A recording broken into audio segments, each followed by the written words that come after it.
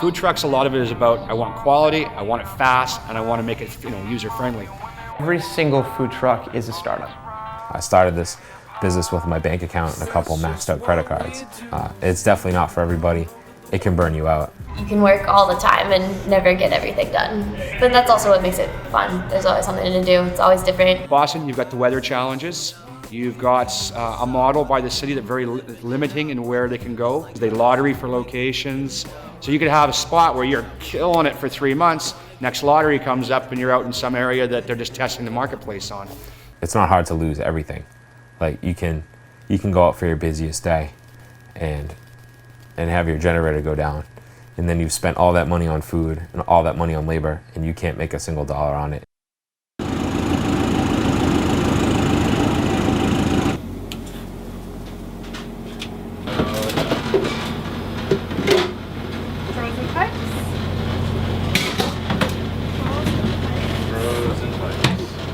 Clover operates every day unless there's a state of emergency. I think we made a record this year by operating at 4 degrees. And when people ask how do you operate like that? And I always say it's not the weather, it's your clothes. The beautiful thing about food in itself is everything has a story. It comes from a place. And everyone comes from different walks of life and grew up in different parts of the country, so it's really interesting to get a little taste of what everybody is thinking about. So in the Enzo, we have a sweet pepper relish, a fried eggplant, a layer of fresh picked parsley, provolone cheese goes on top of that, French fries, fried potatoes, right there. And that's the Enzo sandwich. The way that we write our menu is very brief. There's no description, and that's because we want to engage with our customers and explain. That's chickpea fritter. To go?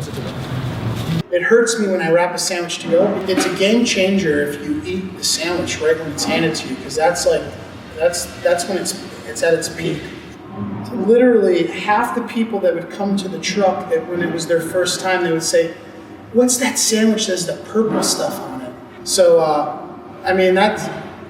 that's a big part of our marketing is the people eating the food. Michael? Yeah, you can give me the whole thing. Thank you. Thank you.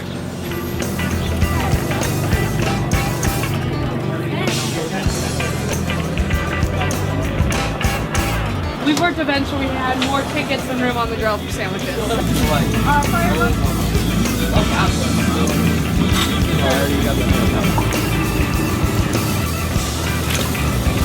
Derek, can you pick up behind you? The idea behind the food is really simple. It's make food that everyone's familiar with ingredients that people have never necessarily had together. You can enjoy it if you're 10 years old, if you're 2 years old, or if you're 80 years old.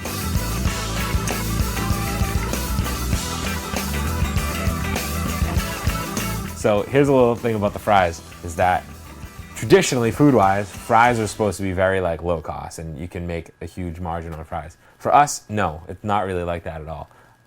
We could have done it like that, but we couldn't get it to taste exactly how we wanted it to taste. So we came up with a few different ways to do it, and it took us about a year after we opened. We finally got the recipe right. It's definitely a labor of love. So it's like a 3-day process just to do fries. And I mean, we're doing anywhere from 200 to 500 orders a day. So, we're going through, we can go through easily a couple 100 pounds of potatoes a day.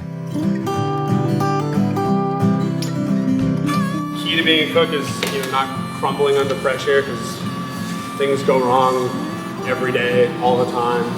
It's always like a panic. So staying calm is important. I found out I can do that. But most importantly is that there's so much to know that you can always keep learning and always get better. It's not just a set job where it's okay, this is my job, I do this. You can be creative and you can grow from it. That's the kind of job I like. Hands-on. It's hard, but it's a reward. Right here, second and third. Alright, you got one. When I had started our social media platforms, it was a year before the business even opened. So I was kind of using it as a platform to show people what I was able and unable to do as far as opening trucks. So some of the shortcomings and some of the struggles I had, I would just kind of put them up there. And I think it got people interested in understanding what it took to kind of build a culture like this.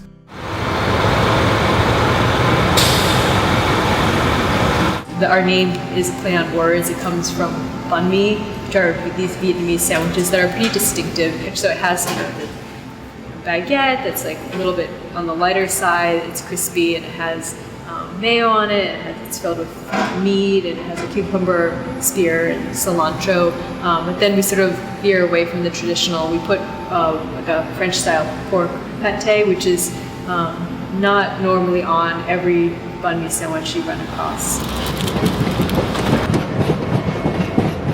We've got these signs that say like reserved for food truck, tow zone, but down at our coffee spot on Clarendon Street, there's another sign above it that says like 2-hour parking. So like 50% of the time that we get there on Saturdays and Sundays.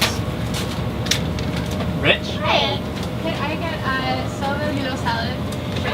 We have to deal with like towing cars or like waiting for people to get back to their cars. City living in the 617, we got summertime heat, we smoking women, we won't stop. On this ride, and hip hop, 'cause that's just what we do. City living all over the world, from coast to coast, shore to shore, we won't stop. All this rock and hip hop, 'cause that's just what we do. All that, man, it's New England.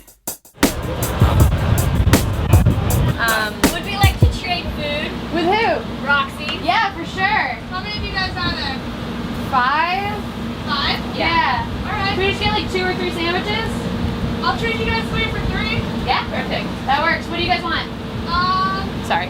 No, this is cool. 1 lemongrass chicken, 1 pork, and then whatever you guys want to make. Do you guys have any preference for what we give you? No. I would definitely want a mushroom melt. Alright. What do you think? I don't know, I've never had Roxy's before. Okay. Alright, we're gonna rip then. Yeah. Anyone else? I don't care. Whatever you guys want. Okay. You guys are out of rib right now. It says sold I out. love that he knows my menu better than I know. Look at you a monster then. Yeah. So one of the other, mushroom, Munster, rookie. Perfect. All right. Awesome. Thank you. Okay. So it's lemongrass. What'd you say? Lemongrass chicken. Yep. Barbecue pork. Yep. And this is chicken with a tea egg in it. Ooh. Alright, they're gonna fight over that one.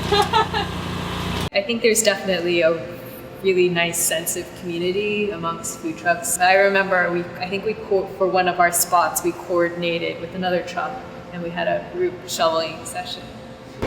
Our truck needs to get jumped later. Jumped, really? Yeah. I can do that at 3. Oh, I just called someone to put it out in the car. Can you guys jump it for us? If you know how to do it. I think we have cables. I mean, it's just like, it's hard. Hanging out. We're all the